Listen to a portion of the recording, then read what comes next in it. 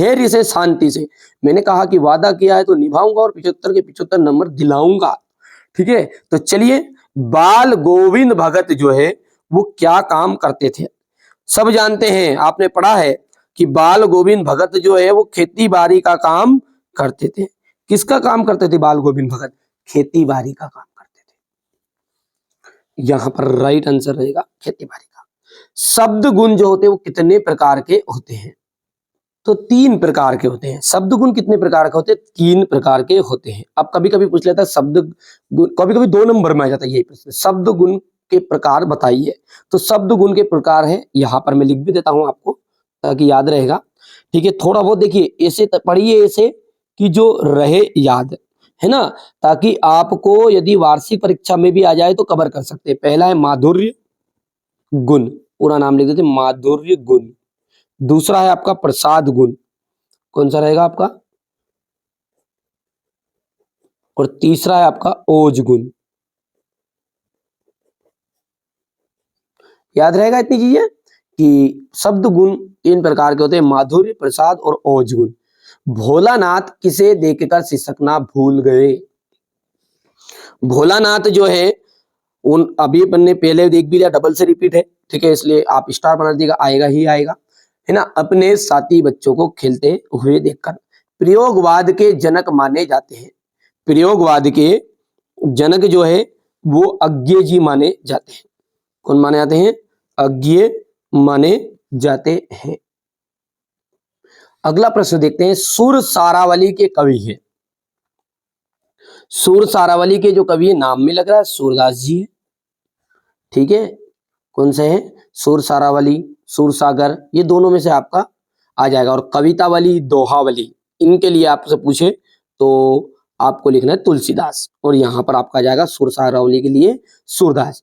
चौपाई, चौपाई में कितनी मात्राएं होती है? देखिए ध्यान रखिएगा, चौपाई के प्रत्येक चरण में 24-24 मात्राएं होती है। ठीक है, ये गलत हो गया है, गलती से मैंने एक मार कर दिया, दोहा है ना। चौपाई के प्रत्येक चरण में होती है बेटा 16 मात्राएं ये, और 24 जो मात्राएं होती है वो होता है दोहा, अभी मैंने बताया अभी सही। ठीक है, और ये 16 वाला क्या है आपका? चौपाई है। याद रहेगा। चलिए, अर्थ के आधार पर वाक्य जो होते हैं कितने प्रकार के होते हैं? अर्थ के आधार पर वाक्य होते हैं 8 प्रकार के। कितने प्रकार के? 8 प्रकार के। सांप को देखते ही, अभी मैंने बताया था स्टार्ट में, वीडियो में बीच में यदि आपने देखा हो तो, कि सांप को देखते ही जो बच्चे थे वो गिरते, रोते, चिल्लाते भाग गए। यहां पर बच्चे एकदम राइट आंसर रहेगा। तुलसीदास, तुलसीदास जी जो है किस शाखा के श्रेष्ठ कवि है? तुलसीदास जी जो है राम भक्ति शाखा के श्रेष्ठ कवि, राम,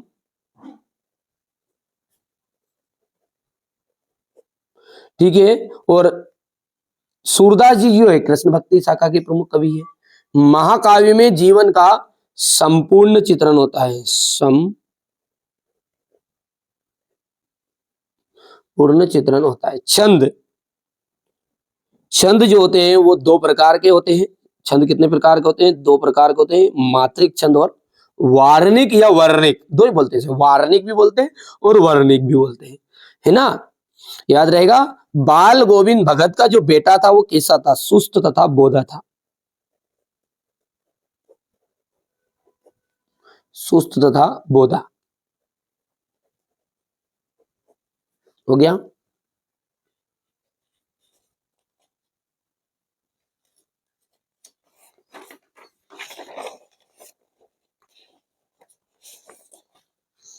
देखिए ध्यान दीजिएगा, अब है सही जोड़ी। नाटक के जो सम्राट है वो जयशंकर प्रसाद को बताया गया है। नाटक के सम्राट कौन है आपके? जयशंकर प्रसाद है। राम वृक्ष बेनीपुरी, राम वृक्ष बेनीपुरी का जाएगा पिता के फूल, इनकी रचना है। परिणाम वाचक, परिणाम वाचक जो है क्रिया के परिणाम का बोध, एकदम राइट आंसर रहेगा। चौथा है हिरोशिमा, रेलगाड़ी पर लिखा हुआ, तो ये आपको चौथा हो गया। वाराणसी उत्तर प्रदेश जो है जयशंकर प्रसाद का जन्म स्थान है। और आवश्यकता से अधिक किसी भी चीज बड़ा चढ़ाकर प्रस्तुत कर दे तो वहां पर अतिशयोक्ति अलंकार हो जाएगा। जैसा कि वीडियो में कह ही रहा हूँ कि पीडीएफ चाहिए तो कॉल कर लीजिएगा, लेकिन समझना यहीं पे पड़ेगा और सॉल्यूशन पूरा मैं दे दूंगा क्वेश्चन नंबर 6 से 23 तक का, और ये भी मिल जाएगा। देख लीजिए, एक से अधिक अर्थ व्यक्त करने वाले शब्दों को क्या कहते हैं? जो एक से अधिक अर्थ व्यक्त करते हैं उन शब्दों को क्या कहा जाता है? तो उन्हें कहते हैं अनेकार्थीय शब्द।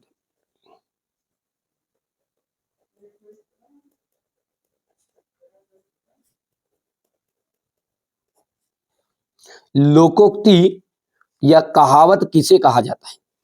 लोकोक्ति ऐसा कथन जो विशेष अर्थ हो, ऐसा कथन जिसका विशेष अर्थ हो, तो अपन लिख देते ऐसा कथन जिसका विशेष अर्थ हो।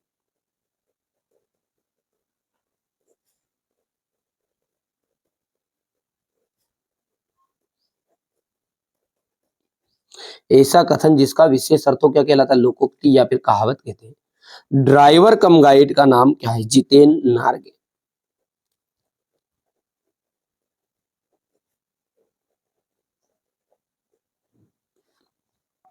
शिव का धनुष किसने तोड़ा था? भैया यार मेरे को तो नहीं पता, आपको पता है क्या? कमेंट कर देना। शिव का धनुष मैंने तो नहीं तोड़ा था, किसने तोड़ दिया था? राम भगवान ने तोड़ा था क्या? तो राम भगवान लिख दो।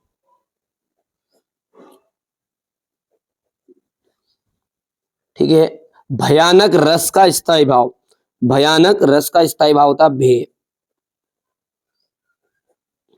हजारी प्रसाद द्विवेदी किस युग के लेखक है? तो हजारी प्रसाद द्विवेदी जो है छायावाद के लेखक है। अगला है सत्य और असत्य। राम पढ़ता है क्या? प्रश्न पढ़ता है प्रश्नवाचक है, बिल्कुल गलत बात है, क्योंकि ये है आपका सरल वाक्य या साधारण वाक्य है। करुण रस का स्थायी भाव 100 के, देखिए यहां से देखिए कितनी सारी चीजें आ रही है ना। हिरोशिमा में परमाणु बम गिरा था, सत्य बात है। निराला ने बादलों को रिमझिम बरसने के लिए कहा है। अरे भैया उसने कहा था गरजने के लिए, बरसने के, रिमझिम बरसने के लिए। फिस फिस फिस फिस मत बरसो, धड़ाधड़ कूटो पानी को, है ना, ऐसा बोल रहे थे। चलिए आगे बोलते हैं। चौपाई छंद में 24 मात्राएं होती है। अभी अपन ने पढ़ा है चौपाई छंद में तो 16 मात्राएं होती है। दोहा में कितनी होती है? 24। 24 है दोहा में, ठीक है, और चौपाई में 16 है, ठीक है, ध्यान रहेगा। हाँ बोलो। बाल गोविंद भगत ग्रस्त नहीं थे। भैया ये गलत बात है, वो ग्रस्त थे, गृहस्थी वाले थे। उनका बेटा था, तो गृहस्थी मतलब होता है जिनकी पति पत्नी रहती है, जिनके बाल बच्चे रहते हैं, उन्हें बोलते गृहस्थी। साधु का मतलब है जिनकी पत्नी पत्नी, हाँ, नंगा नवाब किला पे घर, ठीक है, उसको कहते हैं अपन साधु, ठीक है, तो ग्रस्त नहीं होते। हाँ, और भगत अपने बेटे की मृत्यु पर कौन कौन सी भावनाएं व्यक्त की? बिस्मिल्लाह खा के व्यक्तित्व की विशेषताएं बताइए। हलदार साहब पहले मायूस क्यों हो गए? यहाँ से देख सकते हैं, ये हो गया राम रक्षी बेनीपुरी और यशपाल का, ठीक है। यहाँ पर अपन आगे बढ़ते हैं, तो यहाँ पर अक्ल अक्ल पर पत्थर पड़ना, है ना, बच्चे के माता पिता के प्रति प्रेम अभिव्यक्त करते हैं। ये क्वेश्चन आंसर देख सकते हैं, स्क्रीनशॉट ले लेना फटाफट फटाफट, और जल्दी से हटासट याद कर लेना जितना हो सके ना, ठीक है। अभी मैं बताऊंगा आपको जो चीजें करके ही जानी है एग्जाम में। जो बच्चा वास्तव में नंबर चाहिए एनुअल एग्जाम के लिए, अभी भी है मौका, मत खाओ धोखा। वादा किया है तो निभाएंगे, और 75 के 75 नंबर आपको वार्षिक परीक्षा में भी दिलाएंगे। 85% से ऊपर जिन बच्चों को बनवानी है, केवल पास होना है, तो मैं जो 2-3 मॉडल पेपर दूंगा उनको कर लेना, वार्षिक में पास हो जाओगे। 60 बनानी है तो 4 मॉडल पेपर कर लेना है। 85 बनानी तो 6 मॉडल पेपर दूंगा, और 90 से ऊपर जाना है तो 6 मॉडल पेपर के अलावा हर चैप्टर से टॉप 20 क्वेश्चन दूंगा, उनको कवर कर लेना है। सारी चीजें मिल जाएगी। मात्र 200 रुपये शुल्क रखा है, आप कॉल कर लीजिएगा। ऑफर भी रहेगा तो कम ज्यादा हो जाएगा, यदि ऑफर बाद में निकल गया तो आपका शुल्क बढ़ जाएगा, है ना। जितने भी बच्चे जुड़ना चाहते हैं जुड़ सकते हैं, नहीं है तो यूट्यूब पे जितना मिलना उसमें संतुष्टि प्राप्त करिए। यहाँ पर इतनी चीजें हो गई हैं, 2 चीजें आपकी हो गई है। अब ये तीसरा चीज है पढ़ने से पहले, ठीक है, ये अपन पढ़ने से पहले क्या करते हैं, उन चीजों को देख लेते हैं जो 100% श्योर आपके एग्जाम में आ रही है। देखिए जो भी चीजें मैं बता रहा हूँ ना, आपको प्रॉपर 100% आपको उनको चीजों को करके जानी है। पूरे के पूरे क्वेश्चन जो बता रहा हूँ एग्जाम हॉल में आपको देखने को मिलेंगे। ऑल एमपी में जो चीजें आ रही है वही चीजें मैं बताऊंगा, ठीक है। यदि हम बात करें कवि परिचय की, कवि परिचय ध्यान देना है, ठीक है, और दोस्तों के साथ शेयर कर दीजिएगा बिल्कुल। एक इस वीडियो के अलावा कोई दूसरी चीज पढ़ने की जरूरत ही नहीं, मैंने पहले ही बता दिया था आपको। सूरदास याद करके चले जाइएगा, तुलसीदास और सूर्यकांत त्रिपाठी निराला।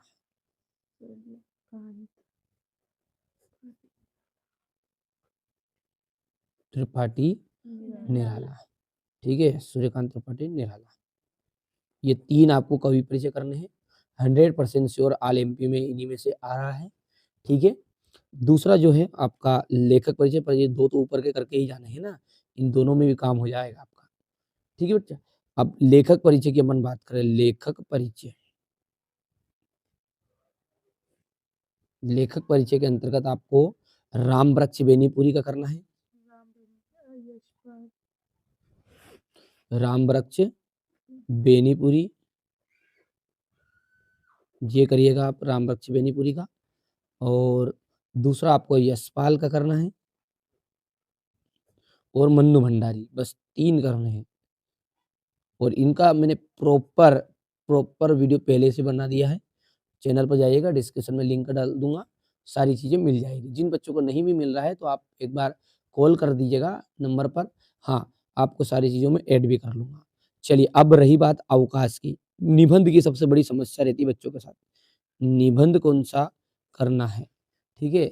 जीवन में खेलों का महत्व, क्या करना है आपको, खेलों का, बस एक निबंध बहुत है अभी का, खेलों का महत्व, यही करना है। 100% श्योर ये आ रहा है। अगली बात करें अपन अवकाश की, ठीक है। अवकाश, अवकाश और पत्र 2 चीज आती है आपको उसमें। तो अवकाश में आपको एक तो लाउड स्पीकर की करनी है, किसकी करोगे, लाउड स्पीकर। और एक आपको लाउड स्पीकर के साथ में करना है, ठीक है, आपकी जो 10वीं बोर्ड की द्वितीय प्रतिलिपि है, 10वीं बोर्ड की अंक सूची, अंक सूची की द्वितीय प्रतिलिपि, अंक सूची की द्वितीय प्रतिलिपि करना है, ठीक है। इतनी चीजें क्लियर हैं। और इसके बाद में अपन बात करें, पत्र में आपका अवकाश तय हो गया। और पत्र जो रहेगा, पत्र के अंतर्गत केवल और केवल आपने बड़े भाई में, जो बड़े भाई को है ना, बड़े, हाँ बड़े भाई के विवाह में सम्मिलित होने के लिए पत्र बताना है ना। बड़े भाई के विवाह का पत्र करना है ना, जो विवाह से संबंधित एक पत्र रहता है ना, उसको करना है। बस इसके अलावा अलग से कुछ पढ़ने की जरूरत नहीं। बाकी अवकाश ऊपर की कर लोगे, दोनों इसमें काम हो जाएगा। पर ये दोनों चीजें कर लोगे तो ये नीचे वाला आपका वार्षिक के लिए भी इम्पोर्टेंट है।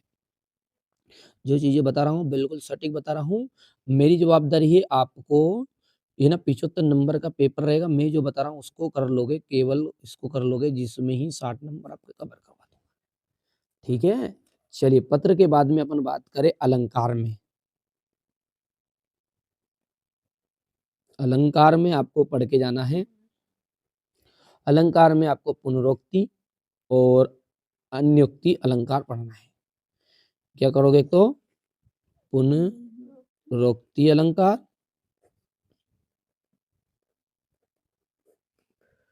और अन्योक्ति, सिंपल है, कोई ज्यादा दिक्कत नहीं। और अतिशयोक्ति भी पढ़ लेना, अति, है ना, अतिशयोक्ति अलंकार, वही 3 अलंकार पढ़ने हैं। छंद में आपको दोहा और चौपाई कुछ भी नहीं करना है। दोहा छंद की परिभाषा पढ़नी है और चौपाई की परिभाषा उदाहरण सहित पढ़नी है। दोहा और चौपाई ये तो 100% आ ही रहा है, ठीक है। सेट ए में आपको दोहा मिल जाएगा, बी में चौपाई मिल जाएगा, क्योंकि 2 तरह के प्रश्न पत्र आने के चांस है। जो गुप्त रूप से सूचना, उसके अनुसार मैं बता रहा हूँ आपको। अंतर में आपको बस यहां से आप देखेंगे तो महाकाव्य, ठीक है, तो यहाँ पर देखिए महाकाव्य और खंड काव्य में अंतर, जो चीजें मैं यहाँ पर देख सकते हैं आप, ठीक है। जो बच्चे यहाँ पर कोचिंग के लिए मैं जो पढ़ा रहा हूँ ना, वही चीजें आपको भी बता रहा हूँ, जो ऑनलाइन बच्चे पढ़ रहे हैं, प्रॉपर वही चीजें आपकी आएगी।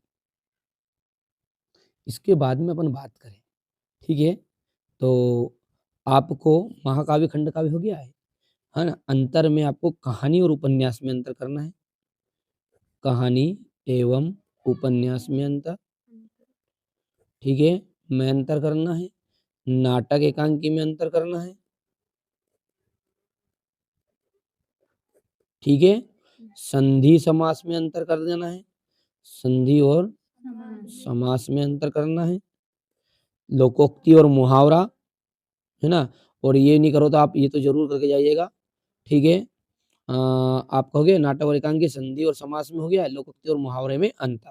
वैसे 3 अंतर आप कर लोगे, पाठ्यमुक्तक और गद्यमुक्तक में अंतर करना है। इसमें पाठ्यमुक्तक और गद्यमुक्तक में अंतर करना है, ठीक है। प्रॉपर बता रहा हूं मैं, तो ये चीजें कर लो जिसमें आपका बिल्कुल 60 नंबर पक्के हैं। एक चीज आएगी आपकी रस से संबंधित, रस की परिभाषा करके जाइएगा और रस के स्थायी भाव, बस 10 को नाम, 10 रसों के नाम कर लेना और स्थायी भाव कर लेना, बस काम हो गया। इसमें बस ज्यादा चीज करने की जरूरत नहीं है, ठीक है। और हास्य रस की परिभाषा उदाहरण सहित करके जाना है। हास्य रस, ओनली हास्य रस पढ़ जाना, बस कोई ज्यादा चीज पढ़ने की जरूरत नहीं है, काम बन जाएगा, ठीक है। अच्छा, अब एक चीज आपकी शब्द शक्ति जो है, शब्द शक्ति, इसकी परिभाषा आपको करनी है केवल, ठीक है। ये 3 प्रकार का होता है शब्द शक्ति, इसके प्रकार भी कर लीजिएगा, हो गया। और वाच्य, शब्द शक्ति और वाच्य की परिभाषा पढ़ के जानी है। इतनी चीजें क्लियर है। ये तो हो गई आपकी व्याकरण से संबंधित पूरी प्रॉपर चीज मैंने यहाँ पर बता दी। अब अपन बात करते हैं क्वेश्चन आंसरों की, कौन कौन से आ रहे हैं 100%। इसके बाद में आपको केवल और केवल रीतिकाल, रीतिकाल की विशेषता करनी है और आपको करनी है प्रगतिवाद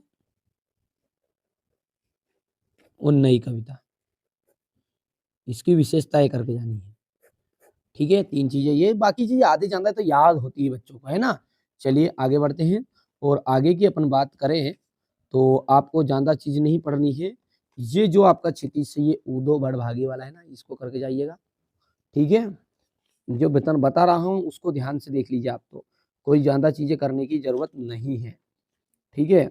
इसके बाद में ये राम लक्ष्मण परशुराम संवाद से संबंधित ये है ना, ये क्वेश्चन आपको देख लीजिएगा, ये कर लीजिएगा, ठीक है। चलिए इसके बाद में ये उज्जवल गाथा कैसे गाऊं, मधुर चांदनी रातों की खिलखिला कर हंसने वाली उन बातों की, क्या। और हम बात करें आगे की तो ये दंतुरित मुस्कान वाले से आपको करके जानी, बस इतनी सी चीजें करनी है। ये हो गया यहाँ से गाइडेंस, बिल्कुल ठीक है आपका। आगे बढ़ते हैं, चलिए अब क्वेश्चन आंसर जो आ रहे हैं उनको देखते हैं। सेनानी ना होते हुए भी चश्मे वाले को लोग कैप्टन क्यों कहते थे? नेताजी सुभाष चंद्र बोस की मूर्ति को देखकर लेखक के मन में क्या कमी खटकी? खेती बाड़ी, ये बाड़ी लिखा गया है, खेती बाड़ी है ये, खेती बाड़ी से जुड़े ग्रस्त बाल गोविंद भगत अपनी किन किन चारित्रिक विशेषता के कारण साधु कहलाते थे? बाल गोविंद भगत है, उनने बेटे की मृत्यु पर अपनी कौन कौन सी भावनाएं व्यक्त की? इस आत्मकथा में लेखिका के पिता ने रसोई को भटियार खाना क्यों कहकर संबोधित किया? शहनाई की दुनिया में डुमराव को क्यों याद किया जाता है? बिस्मिल्लाह खान या बिस्मिल्लाह खा को शहनाई की मंगल ध्वनि, ये यहाँ पर ध्वनि है, ठीक है, मिसप्रिंट हो गया है, ध्वनि का नायक क्यों कहते हैं? आप प्रश्न समझिए, मैंने जल्दी जल्दी में ये, ठीक है, टाइप किया था तो बोल बोल कर टाइप किया जल्दी जल्दी तो गलती हो गई है ना। बिस्मिल्लाह खा को शहनाई की मंगल ध्वनि, ध्वनि का नायक क्यों कहा जाता है? काशी में हो रहे परिवर्तन बिस्मिल्लाह खा को व्यथित क्यों कर रहे हैं थे? और कौन कौन से परिवर्तन थे जो व्यथित कर रहे थे? और मर्यादा ना लही के माध्यम से कविता कवि मर्यादा के कौन सी मर्यादा ना रहने की बात कही जा रही है? गोपियों के अनुसार राजा का धर्म क्या होना चाहिए? उद्धव ने के व्यवहार की तुलना किन किन से की गई है? लक्ष्मण ने वीर योद्धा की कौन कौन सी विशेषताएं बताई है? परशुराम के क्रोध करने पर लक्ष्मण ने धनुष टूट जाने के लिए कौन कौन से तर्क दिए? कवि आत्मकथा लिखने से क्यों बचना चाहता है? आत्मकथा सुनने के संदर्भ में अभी समय भी नहीं हुआ, कवि ऐसा क्यों कहता है? कविता का शीर्षक उत्साह क्यों रखा गया है? कवि की आंख जो है फाल्गुन की सुंदरता से क्यों नहीं हट रही है?